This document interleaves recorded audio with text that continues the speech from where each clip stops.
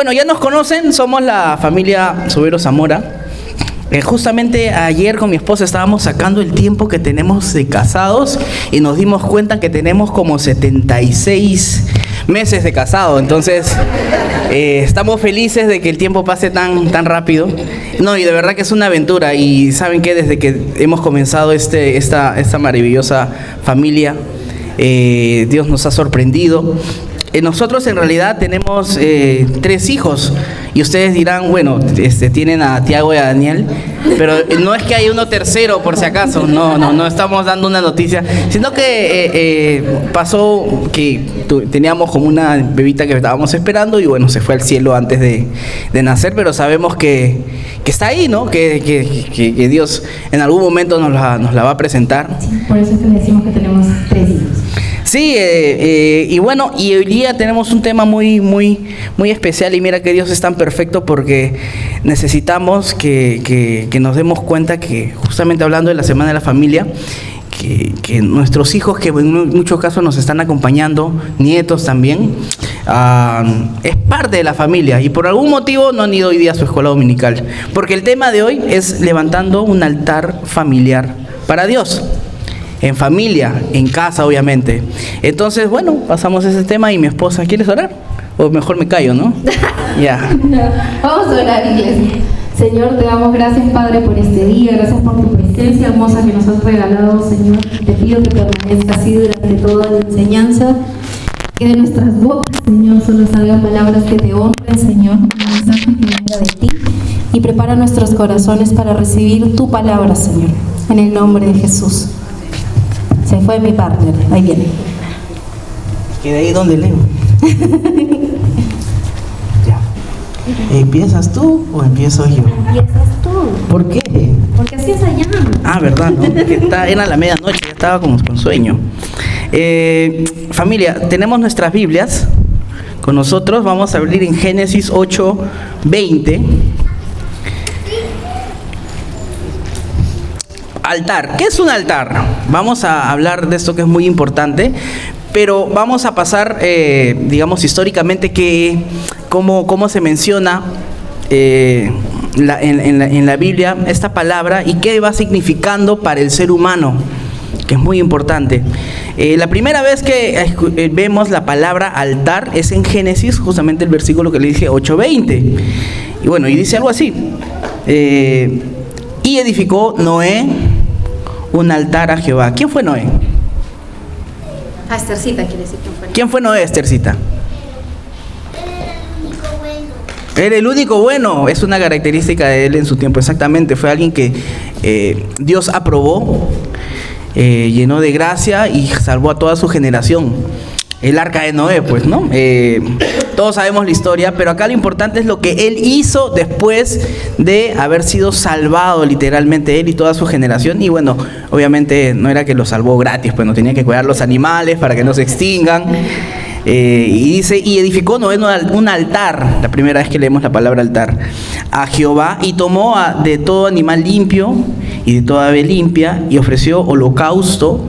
¿En dónde? En el altar. ¿Se imaginan el tiempo que pasó Noé en el arca? Fue un montón de tiempo. ¿Cuántos días fue más o menos? Eso no me acuerdo. Pero entonces el punto es que cuando salió, lo primero que hizo fue hacer este altar. Entonces, ¿qué representó el altar? La primera vez que lo leemos, agradecimiento. Ahora hablando por el lado de familias, porque estamos hablando de un altar familiar, se podría decir que el lugar donde aprendemos la mayoría de cosas que sabemos, no es donde la Miss Milagros enseña en su colegio, es en casa. Si queremos que nuestros hijos aprendan a comer bien con un tenedor, ¿dónde lo van a ver? En la casa. La casa. Si queremos que nuestros hijos se laven bien las manos, lo van a hacer en casa. Si queremos que aprendan a comer ensalada porque es bueno, lo tienen que ver diariamente en su casa. A tomar agua, ¿qué está? En la casa, no tomen gaseosa como ya. A poner la mesa, hacerlo repetidamente aún, a cocinar, a ser puntuales, a ser responsables, a tener respeto en la forma de hablar a los demás. Esto lo vemos en casa y como decíamos ayer, aún las cosas que no nos gustan o los malos hábitos también. Sí, no sé si se han dado cuenta, pero alguna vez no sé si dices, oye, ¿por qué yo hago esto? Por ejemplo, algo que me pasó, y les cuento una anécdota de muy chico. Yo tenía como 6, 7 años y me acuerdo que me compré un chocolate Sublime, una tienda que quedaba a una cuadra de mi casa. Así, cuando ya tenía esa edad ya me iba solito a comprar la tienda. Y me acuerdo que saco, lo desenvuelvo, ¿no? En esa época papel manteca, no sé si se acuerdan del papel manteca. Creo que el chocolate era más rico por ahí, pero bueno, en ese material. Pero entonces saco, lo muerdo, qué rico, y hago así al papel y pum, lo tiro y sigo combinando. Y de pronto escucho detrás mío diciendo, ¡no! Alguien grita, y yo me asusté, ¿no? Chibolito, me van a raptar, ¿qué está pasando? Y volteo y era un señor que parecía un cartero, a la espalda donde yo vivía estaba Serpos, y parecía que era un cartero, y me dijo, no, hijito. Cogió el sobrecito y dijo, mira, acompáñame. Me tomó de la mano y dijo, ahora sí me va a raptar. Y me llevó a la esquina donde estaba un tacho de basura. Esto tienes que ponerlo ahí. Imagínate si todos tiráramos la basura al piso. Mira lo sucio que estaría la ciudad. Cada uno hay que poner su granito de arena. Y yo pensé que, como estaba así, lo vi bien vestido y todo, pensé que era, mano magno, cuidado, que era una persona que se dedicaba a enseñar buenos hábitos. En mi lógica de 7 años. Y de ahí me di cuenta.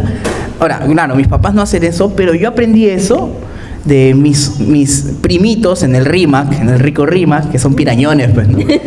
Entonces, me di cuenta y yo más bien los comencé a corregir. Entonces son hábitos que sin querer vienen de casa, ¿no? No sé si les ha pasado, o todos son así, son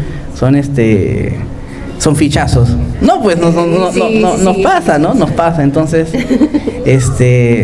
sin querer se van dando, ¿no?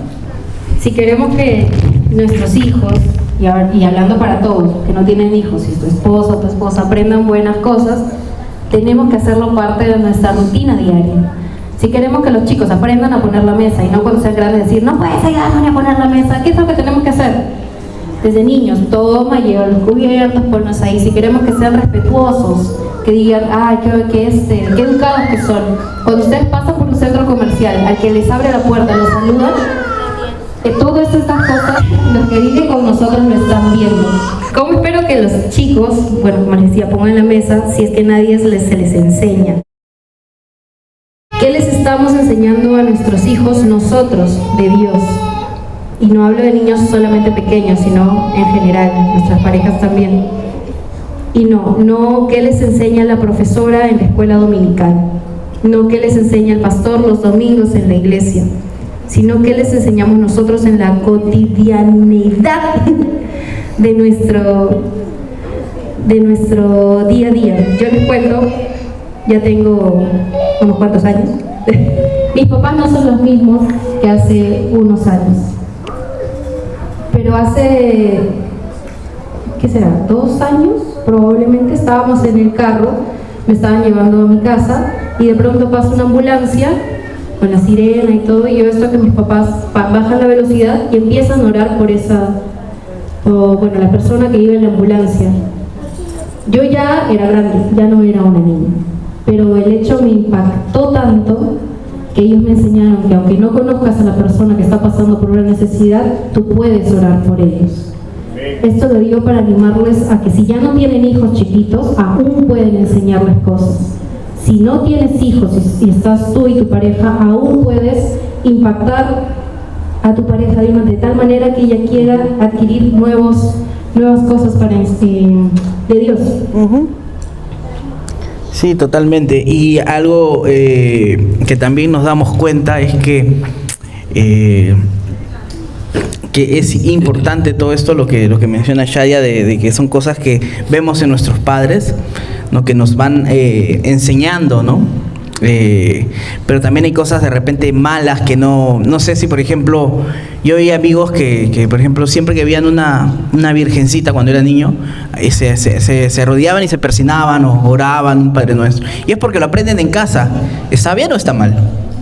No, pues no. Obviamente como cristianos sabemos que no debemos venerar imágenes, pero a veces lo aprendes como quien dice por default, es como que por omisión, ¿no? O sea, sencillamente se da. Querías compartirlo de esta historia, es bonita. Sí, hablando de atar a nuestros hijos al altar, cuando yo tenía A ver, si Dayana nació cuando yo tenía 9, debe haber tenido unos 6 años. Está vieja Dayana también, ¿no? Sí, ya. Estábamos mi mamá, mi papá, una niña de 7 años y una niña de 3. Acanga. Imagínense con esas edades. Un domingo vamos a la iglesia y esto no fue una sola vez. No era. Fuimos a la iglesia y el camino de regreso de la iglesia donde congregábamos a la casa donde vivíamos era probablemente más de 1 hora para unas niñas chiquitas. Para nosotras nunca fue empezar a caminar toda esa hora porque mis papás nos hacían pensar que era un paseo. Parábamos en cada parque que veíamos y no fue hasta años más tarde que yo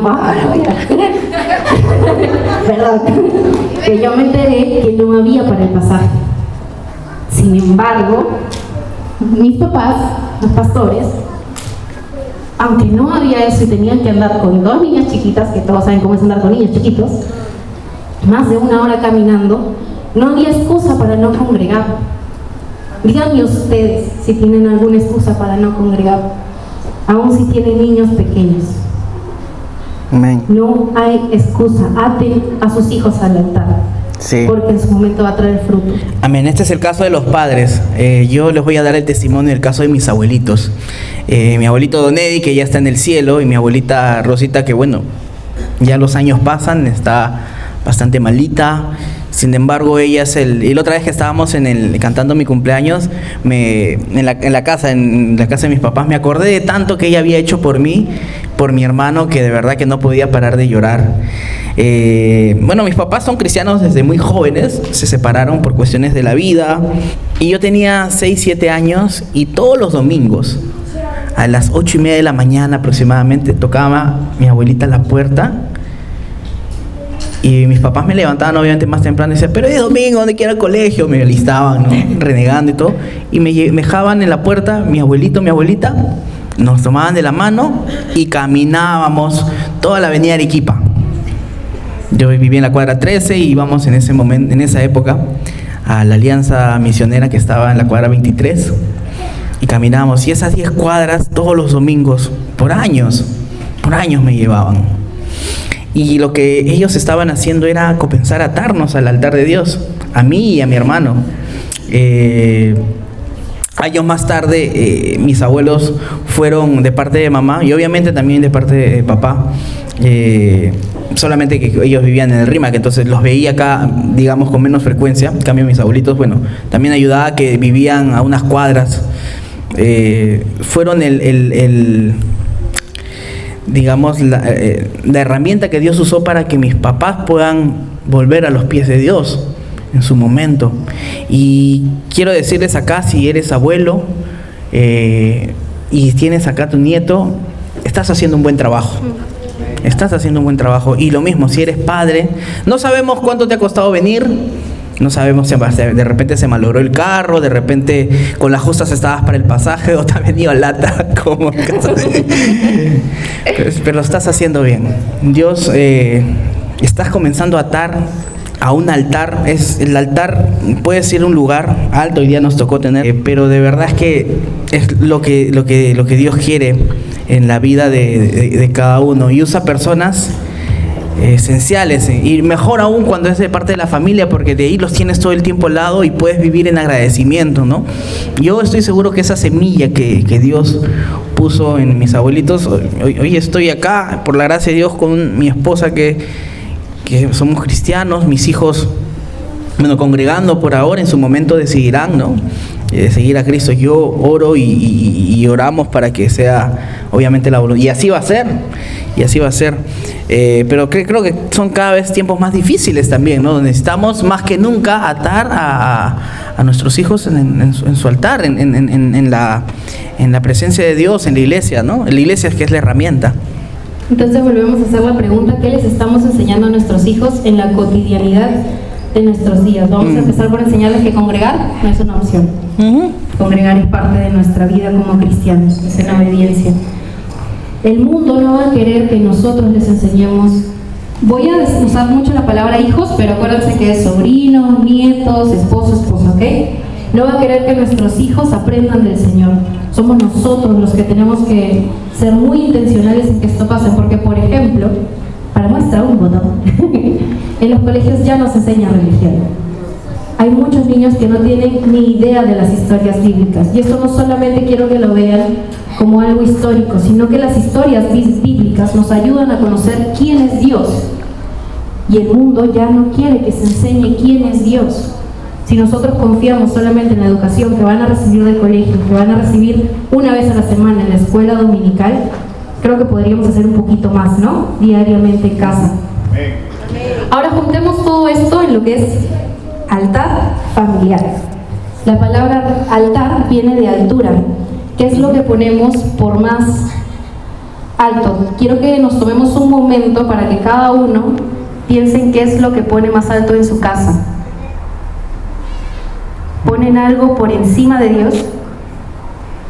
Pidámosle a Dios que nos dé la revelación ahora para saber si es que hay algo que está ocupando su lugar. Vamos a leer Génesis 22 del 1 al 14. Génesis 22 del 1 al 14, es medio largo, ¿va?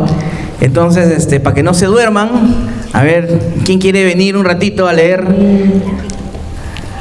22 del 1 al 14, lea, hermana, los 3 primeros versículos, a ver. Amén. Amén. La palabra de Dios dice en Génesis 22 del 1 al 3. Al 14, del 1 al 3, vamos a leer hasta el 14. Sí. Aconteció después de estas cosas que probó Dios a Abraham y le dijo a Abraham, y él le respondió, heme aquí, y dijo, toma ahora tu hijo, tu único Isaac, a quien amas, y vete a tierra de Moriah, y ofrécelo allí en holocausto sobre uno de los montes que yo te diré. Y Abraham se levantó muy de mañana y enalbardó su asno y tomó consigo 2 siervos suyos y a Isaac su hijo, y cortó leña para el holocausto, y se levantó y fue al lugar que Dios le dijo. Amén. Amén. Del 4 al 8, ¿quién quiere leer? La hermana, acá, por favor, en voz alta si gusta. La palabra de Dios dice en el versículo 4, al tercer día alzó Abraham sus ojos y vio el lugar de lejos. Entonces dijo Abraham a sus siervos, esperad aquí con el asno, y yo y el muchacho iremos hasta allí y adoraremos, y volveremos a vosotros. Y tomó Abraham la leña del holocausto y la puso sobre Isaac su hijo, y él tomó en su mano el fuego y el cuchillo, y fueron ambos juntos. Entonces habló Isaac a Abraham su padre y dijo, Padre mío. Y él respondió, heme aquí, mi hijo. Y él dijo, he aquí el fuego y la leña más, ¿dónde está el cordero para el holocausto?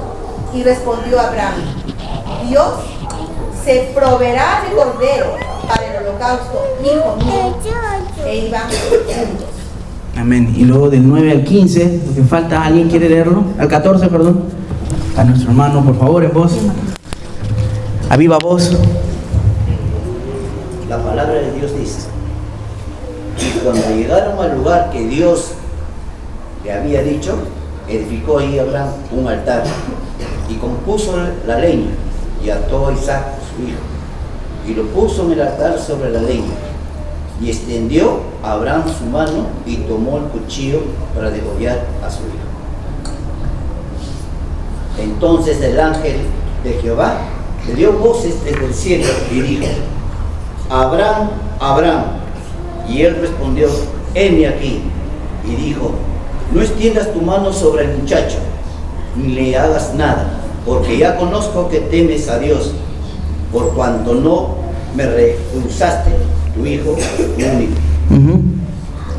Entonces alzó Abraham sus ojos y miró, y he aquí a sus espaldas un carnero trabado en un zarzal por sus cuernos. Y fue Abraham y tomó el carnero y lo ofreció en holocausto en lugar de su hijo. Y llamó a Abraham el nombre de aquel lugar, Jehová proveerá. Por tanto se dice hoy, en el monte de Jehová será provisto. Amén. Amén.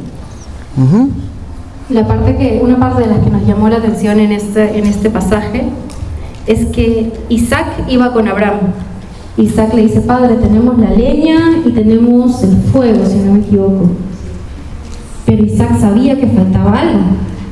Esto quiere decir que Abraham le había enseñado a Isaac cómo ofrecer sacrificio en el altar para Dios. Nosotros tenemos que enseñarle a nuestros hijos que tenemos que ofrecer sacrificio a nuestro Dios. Si bien ya no es animalito, pero sí tenemos que darle una ofrenda a nuestro Señor, con nuestras acciones, con nuestra voz. Para mí el lugar del altar es un lugar de intercambio, donde podemos dejar nuestras cargas. Amén. Y Dios lo transforma todo. Ya no se hacen sacrificios de animales, lo que se sacrifica ahora es nuestra voluntad. Poner en el altar lo que yo deseo, lo que yo quiero, para que se haga la voluntad del Señor en nuestras vidas. Cuando sacrificamos nuestra voluntad para levantar un altar, ¿te acuerdas que altar decíamos que es lo que ponemos más alto? Cuando decidimos crear un altar familiar, no tengan dudas que es el momento donde más cosas se van a acordar que tienen que hacer, donde más mensajes de texto les van a llegar al celular, donde, justo quiero ir al baño, ay, me duele el estómago, ay, que me voy a comer más tarde. Justo en ese momento es donde más cosas van a aparecer, así que tenemos que apagar todo para poder escuchar la voz del Señor en ese altar familiar. Yo en broma le decía a mi esposa, ¿no? Ella pone acá sus notas y puso, se olvidó de leer, te lo voy a decir. Álvaro me decía que el altar habla de más un recordatorio para nosotros. Sí, es un recordatorio, no un lugar físico. Entonces yo dije, oye, esa película cristiana que yo sé que todos mis hermanos han visto, hay una canción, una adoración que me hace recordar sobre esto, miren. Recuérdame, hoy me tengo que mi amor. ¿Han visto la película? Amén. Es muy linda esa historia, pero, a ver, obviamente se basa en una tradición y justamente lo que uno aprende de generación en generación, pero lastimosamente es una tradición pagana. Pero como todos han visto, es la manera más gráfica de que sepan que es un altar.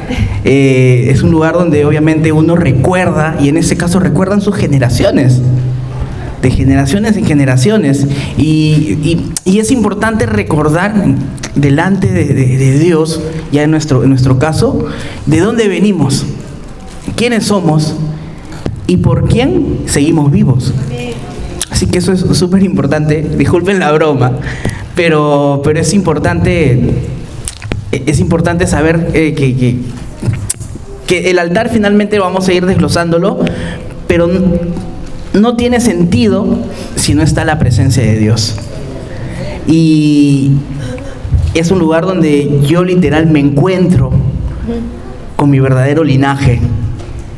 Y nosotros somos linaje escogido, nación santa, pueblo escogido por Dios. Vamos llegando ahí.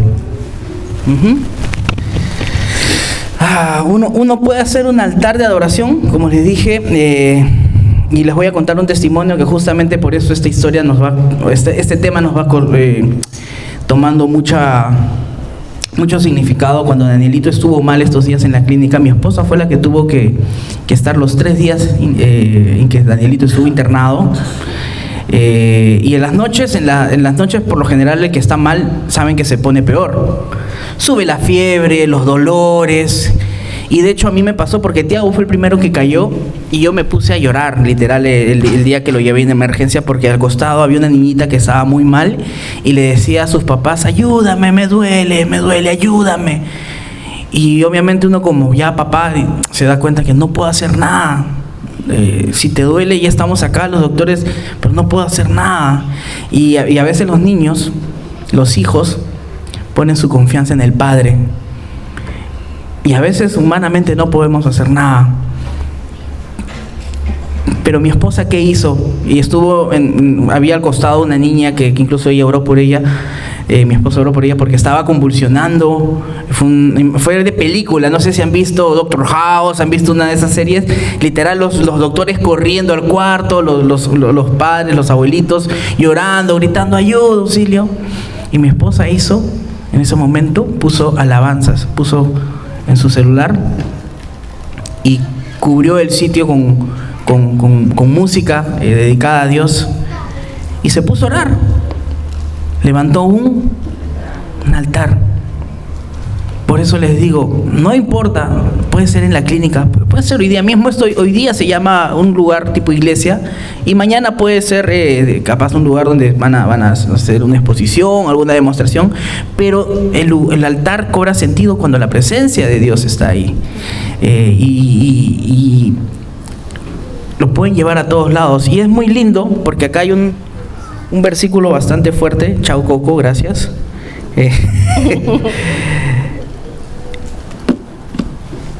Cuando Jesús, y vamos llegando también ahí, da su vida, no muere, da su vida, pasó algo muy importante en el templo de Jerusalén.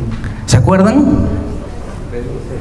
El velo se rajó. Entonces, en Mateo 27:51 dice: y aquí el velo del templo se rajó en dos, de arriba abajo, y la tierra tembló, y las rocas se partieron.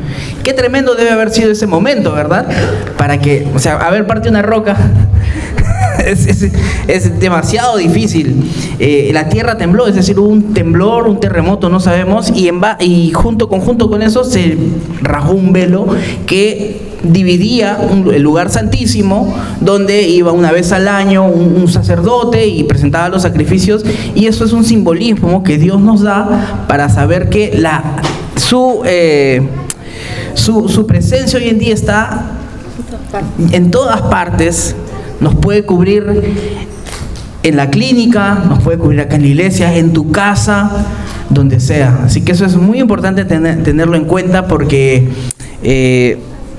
como les comentaba, de nada sirve un lugar si es que Jehová no va a edificar la casa, ¿verdad? Hermanos, vamos a empezar ahora por darles 4 cosas prácticas que pueden hacer. La primera cosa práctica que nosotros les queremos compartir, que podemos hacer para tener un altar familiar en casa. Y lo primero es acuerdos, porque suena más bonito que reglas. Cristo Acuerdos. Tiene que ser el centro de nuestra familia, y nuestros hijos, nuestra esposa, nuestro esposo, tienen que saberlo. Para cualquier decisión que tomemos, Cristo tiene que ser el centro. Y poníamos de ejemplo algo que para algunos puede ser chiquito y tal vez para otros no. Si mi hijo quiere una galleta y tal vez en ese rato yo no tengo, tenemos que enseñarles que ellos pueden orar y Dios va a poder proveerles. Si mi hijo quiere un juguete más caro, tengo que enseñarle a mi hijo que puede orar a Dios y pedírselo. ¿Por qué? Porque si nosotros hacemos esto, les estamos enseñando a nuestros hijos que el dinero no es su proveedor es Dios. Nosotros tenemos que trabajar, sí, tenemos que trabajar, pero el trabajo no es nuestro proveedor es Dios. Dios es quien nos da el trabajo, y nosotros tenemos que enseñarle eso a nuestros hijos de chiquitos. ¿Tú quieres decirlo del miedo de Tiago? No, dale tú. Ok. Tiago hace un tiempo desarrolló un miedo muy fuerte a la oscuridad y estar solo, pero muy fuerte. O sea, el baño podía estar ahí y él no quería ir porque tenía miedo, porque había visto unos dibujos que no debía ver.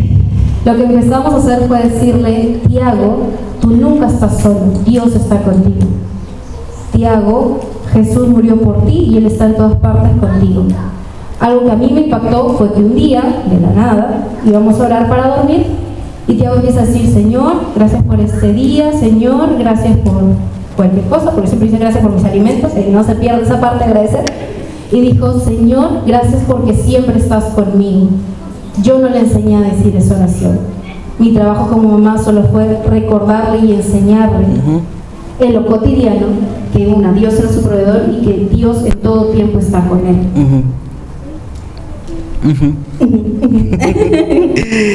El segundo punto es preparar un lugar físico, que si, como bien hace un rato dijimos, no solo tiene que ser en un solo lugar, puede ser en cualquier parte, nos ayuda mucho como familia que tengamos un lugar específico en la casa.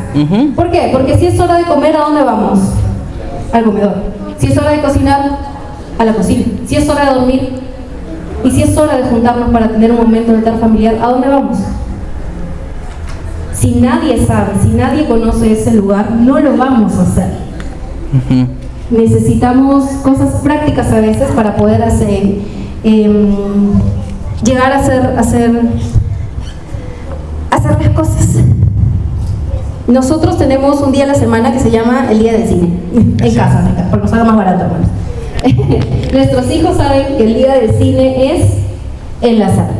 Les hacemos el papelito su entrada, compramos canchita, dulcecitos, y en la pared ponemos un cartelito que dice confitería, les damos una tarjeta de Conning, le tienen que pagar con tarjeta porque tienen que aprender a pagar. Pero ellos saben que su lugar de día de cine es en la sala. ¿Por qué si les enseñamos eso tan práctico, no les vamos a enseñar que en la casa hay un lugar donde se dice, ahora es el momento de altar familiar, tienen que ir a ese lugar? Si todo tiene un lugar en nuestra casa, ¿por qué el altar familiar no va a tener un lugar en nuestra casa si decimos que Dios es lo más importante? Totalmente. Número 3. Ser coherentes con lo que decimos. Eso es muy importante. Si hay que pedir perdón, ser lo suficientemente valientes para ser vulnerables delante de nuestros hijos, esposa, esposo, pedir perdón de verdad que es muy importante. Es la única manera que ellos nos miren honestamente y seamos consecuentes con lo que hablamos. Hay algo muy bonito que dice nos enseñó Jesús en Mateo 5, 23 al 24, más o menos esos versículos. Dice: por tanto, si traes tu ofrenda al altar y allí te acuerdas de que tu hermano tiene algo contra ti, deja allí tu ofrenda delante del altar. Igual, cuidado, no se lo vayan a...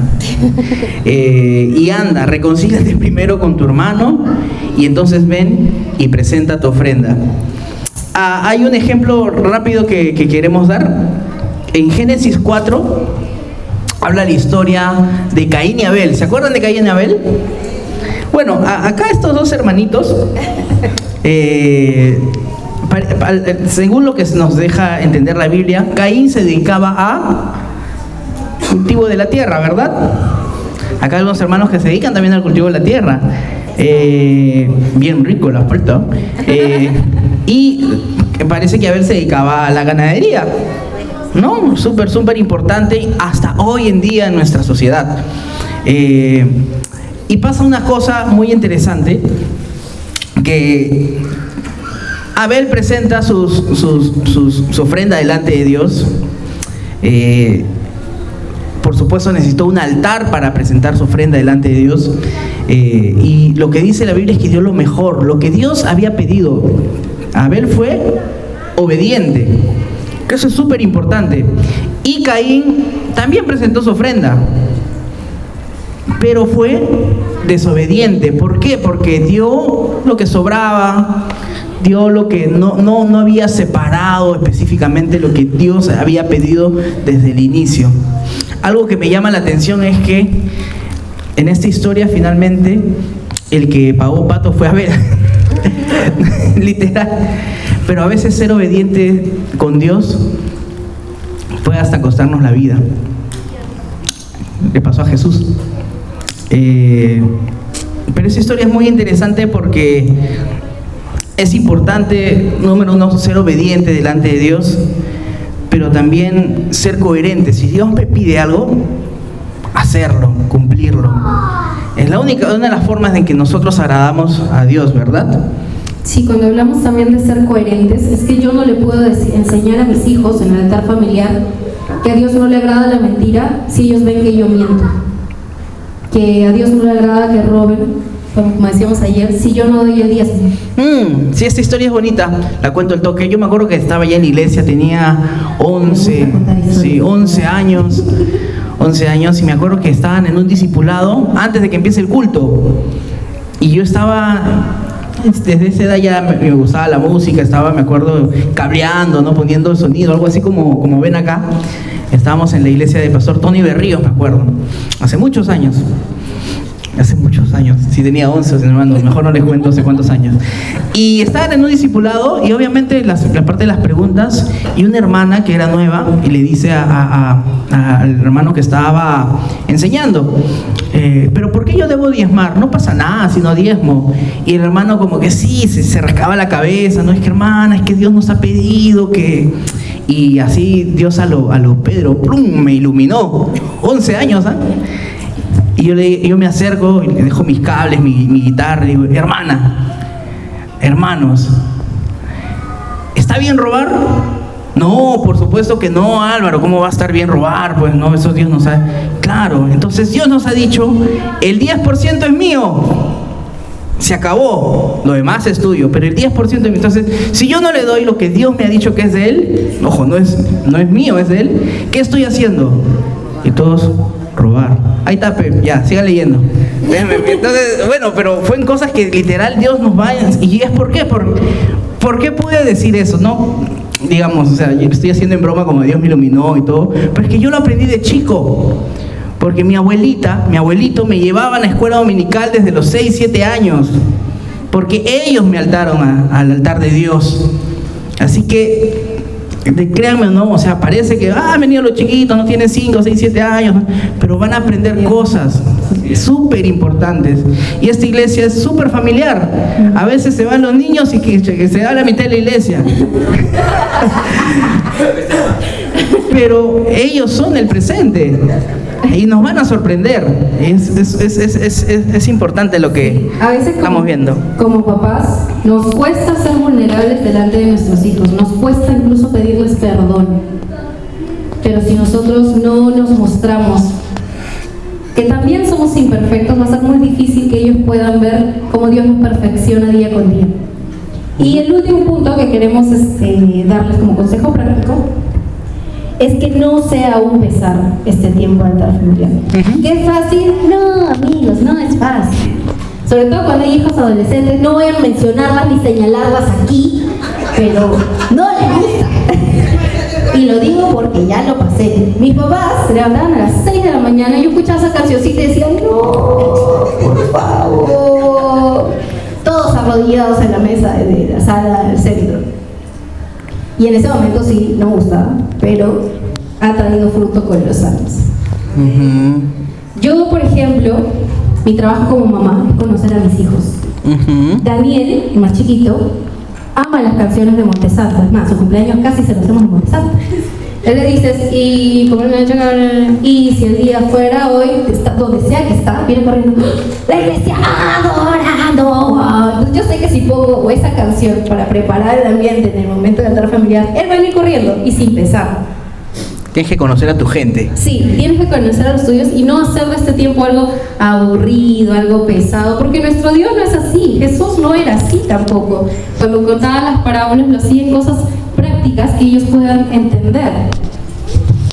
Por ejemplo, si tienen niños o chicas adolescentes, nos gusta mucho el cuadernito, los lapiceros, los post-its.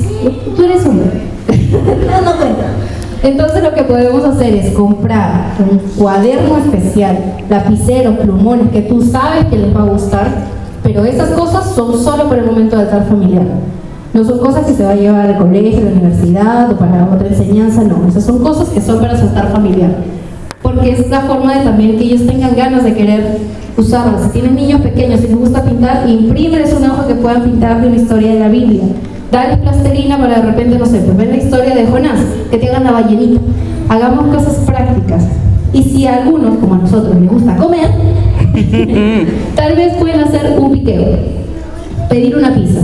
Y yo sé que para muchos la economía no es fácil, pero ustedes creen que si le piden a Dios provisión especial para este momento, ¿no se las va a dar?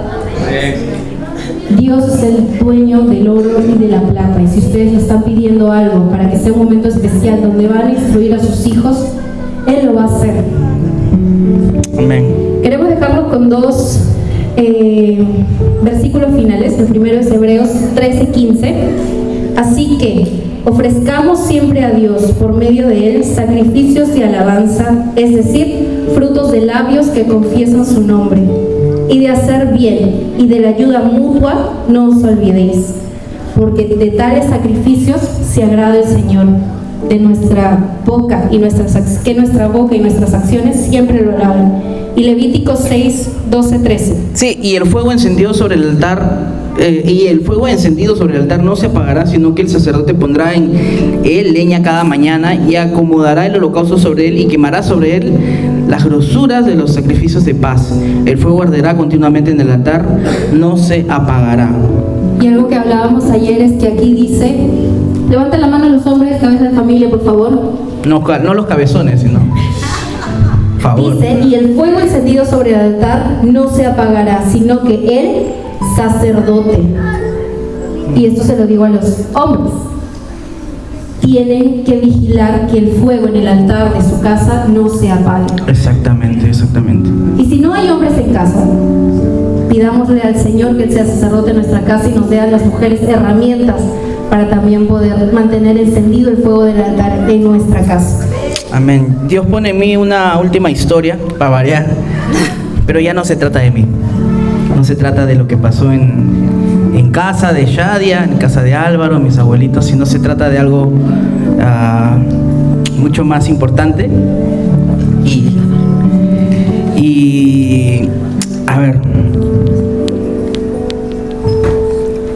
a Jesús lo crucificaron en un lugar alto. Se puede decir que podría ser un altar. En un altar uno se muestra desnudo, literal, delante de Dios.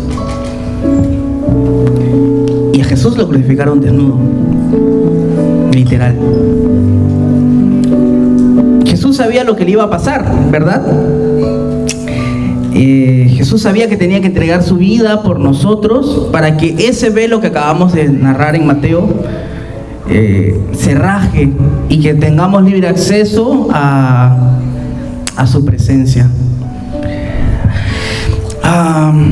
Mateo 16, quiero que lo contextualicemos rápidamente esta historia. Jesús toma a sus discípulos y se los lleva a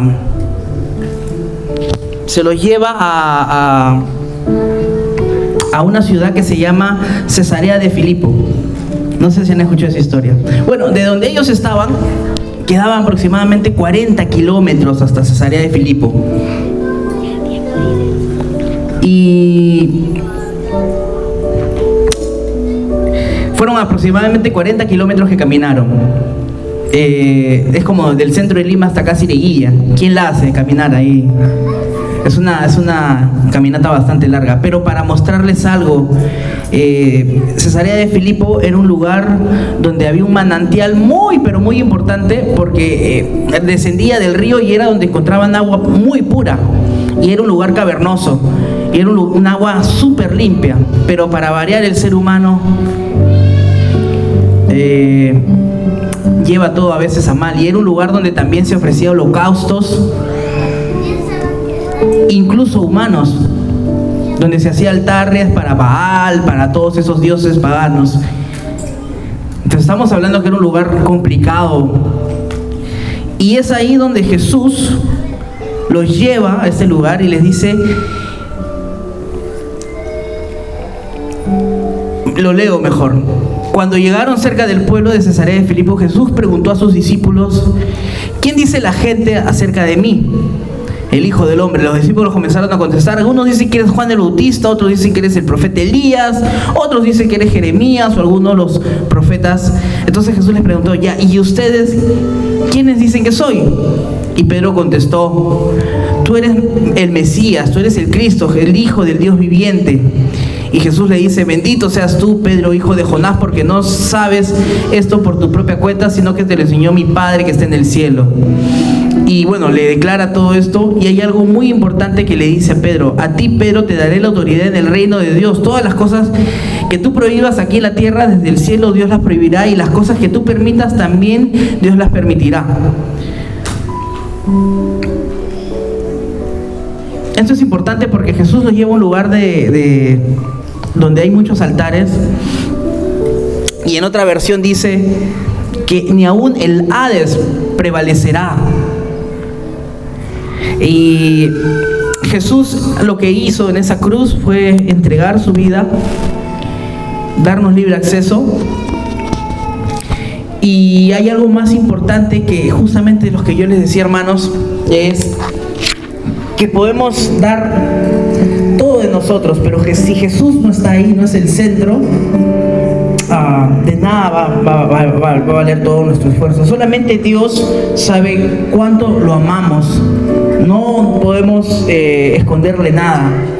Así que sea donde sea que estemos, levantemos ese altar en familia, en el trabajo, antes de hacer alguna actividad, porque hay alrededor, como le pasó a los discípulos, gente que adora muchas más cosas, a muchos otros dioses, pero nosotros, Jesús nos lo ha prometido, es el que nos ha dado poder y autoridad. Todo lo que desatemos acá en la tierra, todo lo que atemos, también se atará en el cielo, y así viceversa. Así que Dios nos ha dado una cosa espectacular en la cual podemos nosotros poder disfrutar de su presencia.